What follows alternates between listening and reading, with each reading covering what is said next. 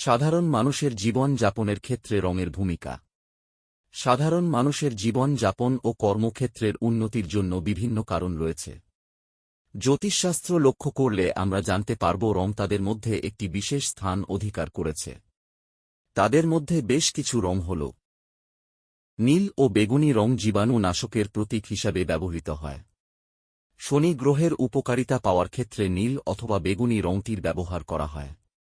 মকর ও কুম্ভ লগ্ন বা রাশির জাতক জাতিকাদের এই রং ব্যবহারে বিশেষ কিছু কার্যের সুফল লাভের সম্ভাবনা বৃদ্ধি পায়।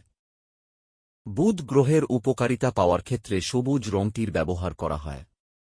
কন্যা ও মিথুন লগ্ন বা রাশির জাতক জাতিকাদের এই রং ব্যবহারে স্বাস্থ্যের উন্নতি লাভের সম্ভাবনা বৃদ্ধি পায়। বৃহস্পতি গ্রহের উপকারিতা পাওয়ার ক্ষেত্রে হলুদ ও কমলা রংটির ব্যবহার করা হয়।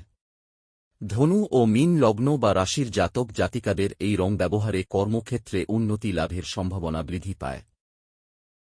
মঙ্গল গ্রহের উপকারিতা পাওয়ার ক্ষেত্রে লাল রংটির ব্যবহার করা হয়। মেষ ও বৃশ্চিক লগ্ন বা রাশির জাতক জাতিকাদের এই রং ব্যবহারে মানসিকতা বৃদ্ধির ও সম্পর্কের উন্নতি লাভের সম্ভাবনা বৃদ্ধি পায়।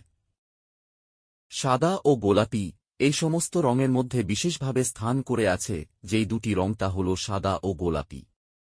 বাস্তবিক জগতে অন্যান্য রঙের সংমিশ্রণে তৈরি এই রঙের নানান প্রভাব শারীরিক ও মানসিক ক্ষেত্রে লক্ষণীয়। অনেক ক্ষেত্রে এই রং দুটি আমাদের কর্মে ও সাফল্য এনে দেয়। চন্দ্রের উপকারিতা পাওয়ার ক্ষেত্রে সাদা রংটির ব্যবহার করা হয়। সূর্যের উপকারিতা পাওয়ার ক্ষেত্রে গোলাপি রংটির ব্যবহার করা হয়।